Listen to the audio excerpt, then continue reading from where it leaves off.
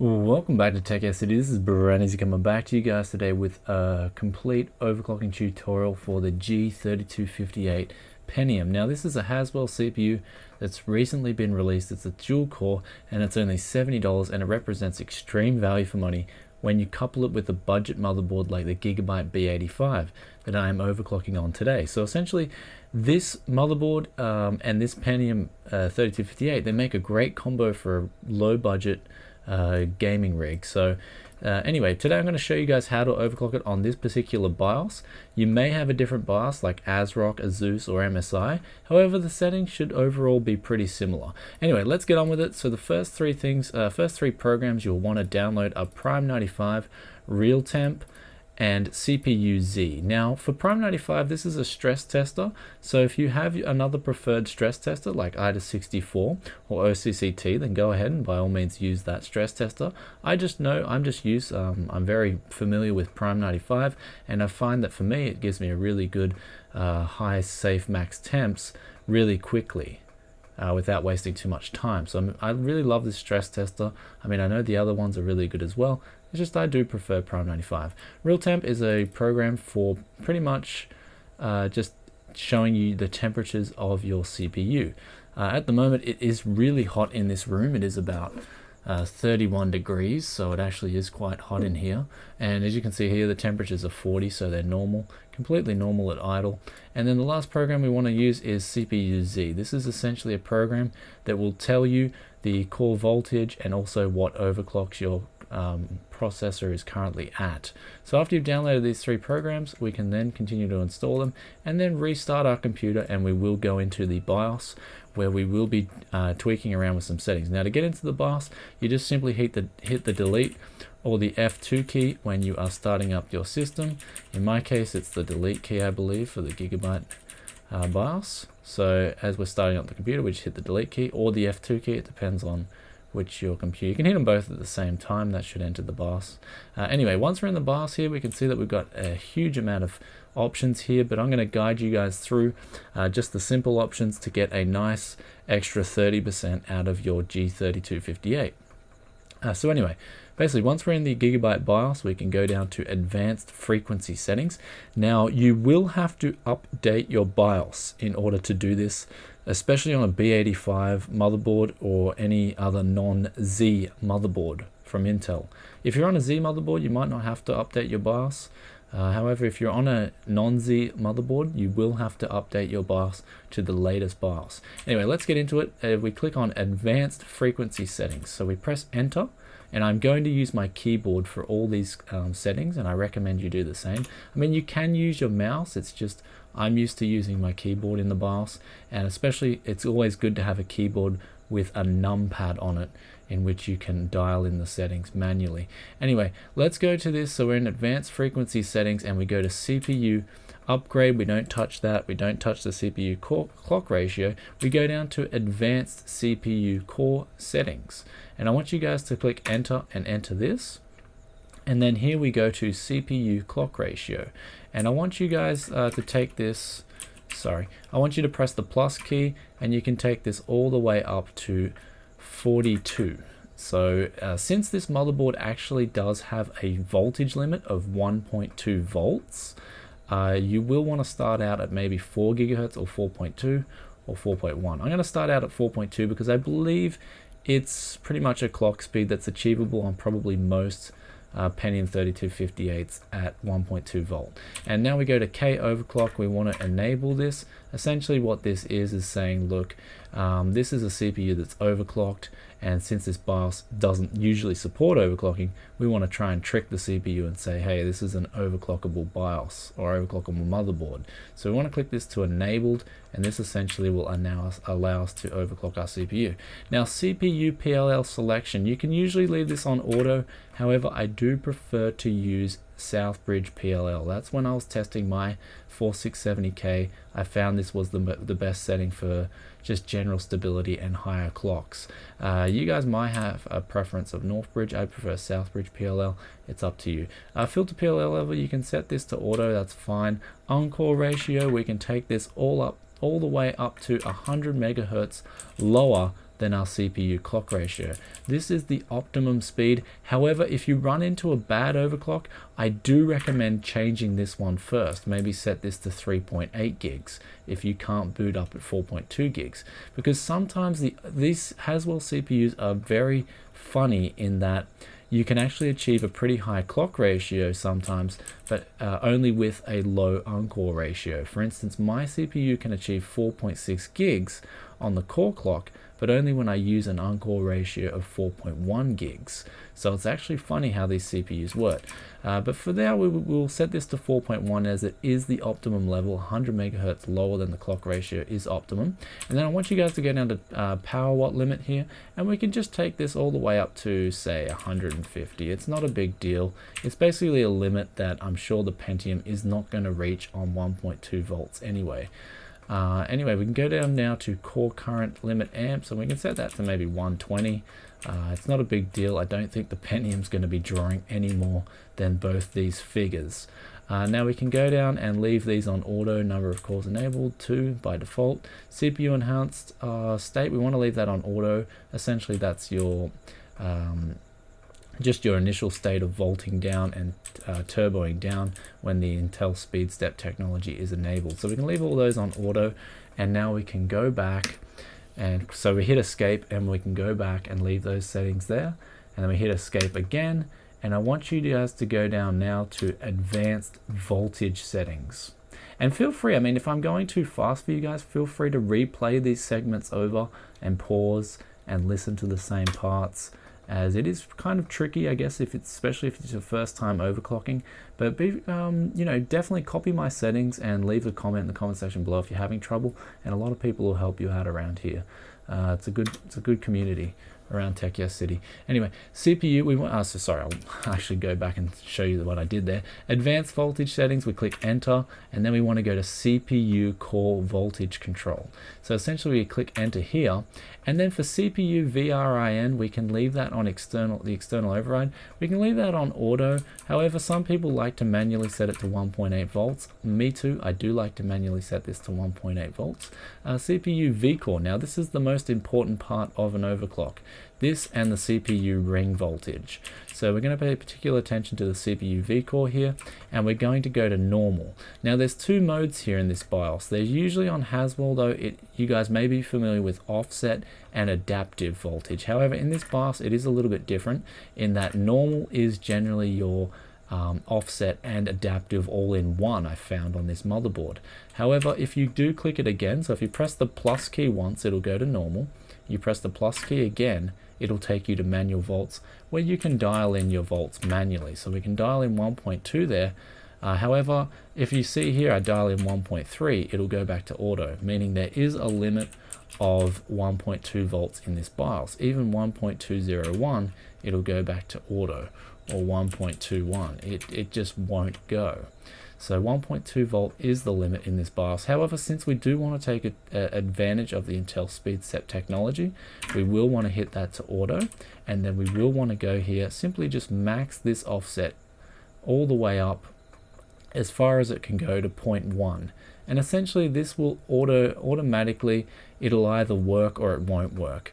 And I mean, if you want to achieve the highest overclock possible, and we'll check in CPU Z how high it goes, but essentially if you want to achieve the highest overclock possible, you can set this to 1.2 volt initially and see how high your CPU goes. But I generally find with this normal adaptive voltage, it'll volt up to the highest the CPU needs anyhow. Anyway, now the next part we want to go to is the CPU ring voltage, and same deal, we can go to normal here, and we can just set the offset all the way up to 0.1. I'll actually just dial it in on the pad manually. So we set that to 0.1 and we're good to go. Now, one thing to keep in mind is the CPU ring voltage. You may have to dial this back a little bit if we are indeed come into a crash. It'll be the first thing that I will be dialing back today if my computer crashes. Anyway, we go down CPU system agent voltage, auto, input output, analog voltage, leave that on auto, and digital voltage, we can leave that on auto as well. Now, that's it for CPU core voltage. So we can hit escape, and we can hit escape again, and we generally, I think by this time we should be good to go. I mean, I'll just check some other settings here. If we go to BIOS features, or peripherals, we can go here to, so I want you guys to go to peripherals. I've actually got to work on my pronunciation of that word. And then we can go to Intel Processor Graphics and just go down and click Disabled. So this will disable the onboard graphics on our CPU. If you need this on, obviously leave it on enabled if you're using the motherboard's graphics. However, if you have your own graphics card, then you can disable this and it will keep your CPU a little bit cooler and it will save a little bit of power. So hopefully it'll help you overclock your CPU further than it otherwise would be able to go. So at this stage, we now are ready to go. We can go over to save and exit by hitting the left and right arrow keys and navigating through BIOS. And we can actually, before we do save and exit, we can save this profile and we can go click enter and enter again and call it 4.2 gigs overclock. And then that's saved. And that we can load that up anytime and tweak it. So if it's a good setting, we can load it up again. So if we're trying to go high with our overclocks, we can come back to that profile. So let's save configuration and reset, and we'll see what happens in Windows now. Or even if it, hopefully it can boot up. I mean, it actually is a pretty hot day. So hopefully it will boot up and we will get into Windows, and then we can run a stress test, hopefully. So as we can see here, it's past the BIOS, which is the first good sign. However, it looks like it may be getting stuck when booting into Windows. I believe this is a crash, which, there you go, you saw it there. So we can now dial our overclocks back, and we can see the first thing I want to try actually is maybe the first thing we should try here. So we can hold our power button down for 5 seconds and hopefully we're able to make it back into the BIOS. So the first thing we can try here is going in and just dialing our overclocks back just a little bit and seeing if we can make it into Windows. So that's what we want to do. So I'll dial it back to 4.1 and 4, and I will try saving that. I will save that profile as 4.1 gig. 4.1 gigahertz overclock. Okay, so the profile is saved. We can save and exit, and we'll generally just see if this can boot to Windows. So I believe it may be something to do with that uncore ratio. They are pretty tricky because I have been testing this CPU at 4.2 gigs. I'm actually surprised it is not booting this time around. So as you can see here, it's booted into Windows, absolutely no problems. And so what we're going to do now is we are going to open up these 3 programs, which I told you guys to download earlier. And we're going to basically stress test our CPU and see how hot it gets, essentially.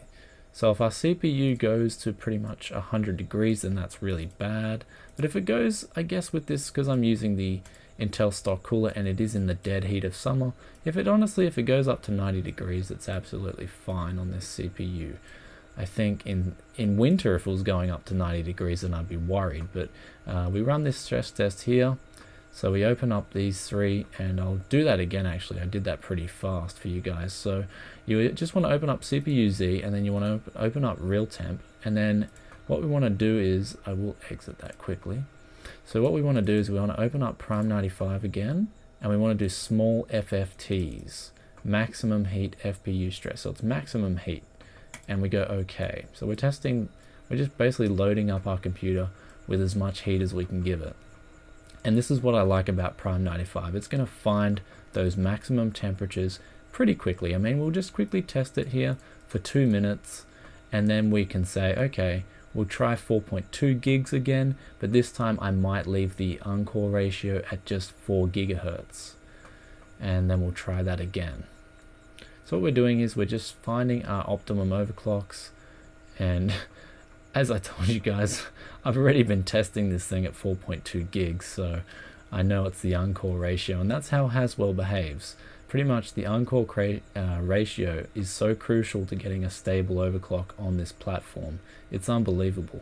A lot of people message me saying my computer can only go to 4 gigs, and that's most likely because they're trying to bump up the uncore ratio as well as the core clock, when instead if they just try bumping up the core clock, they'll get a much more higher overclock than they otherwise would be able to be achieved if they're bumping them both up at the same time.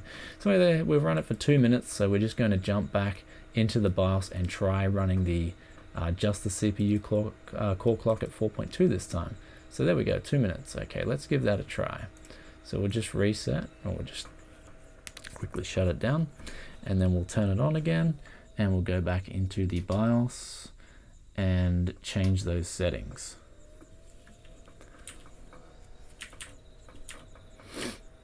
So just hitting our delete key. And I mean, overclocking, you have to be patient with it, right? If you are not patient with overclocking, then I believe you shouldn't try it at all. So it's just a matter of trial and error pretty much, especially since every CPU is different. So we can go back in here, we can just try this time just upping this one to 4.2 gigs and leaving the uncore ratio at 4 gigs, and we'll see how we go this time. So we'll save this profile again as a 4.2 gig overclock, and that's the character limit. I try to type in K, but there actually is a character limit on this. So it's like 4.2 gigs overclock. Anyway, let's see if it boots into Windows. Hopefully it will boot into Windows. It might hang, I don't know, but I don't believe it will. So here we go. We are booted up into Windows this time, or we have booted up into Windows this time, and we're at 4.2 gigs, as you guys see, with the uncore ratio at 4 gigs. So we're going to open up CPU Z,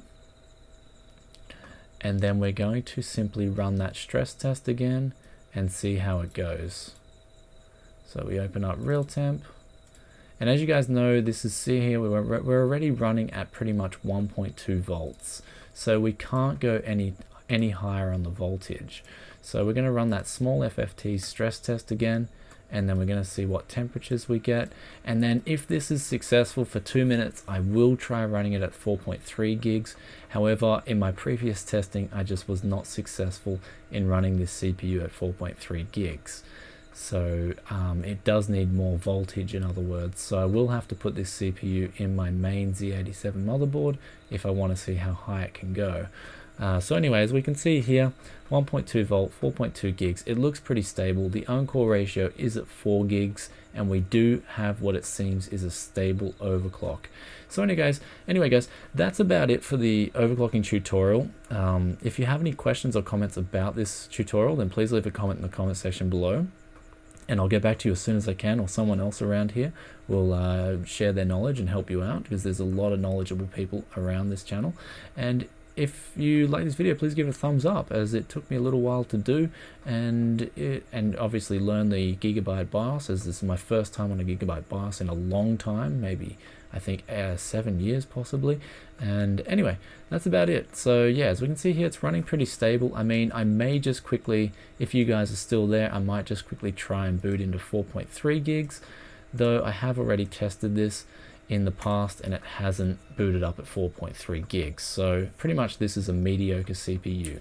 But one thing I will say is that if you can't get 4.2 gigs, like if you're typing in my settings 4.2 on the core clock, or oh wow, I hit delete too late. So if you're hitting 4.2 gig on the core clock and you're hitting maybe 4 and it doesn't boot up, then maybe you want to try 4.1 and 3.9.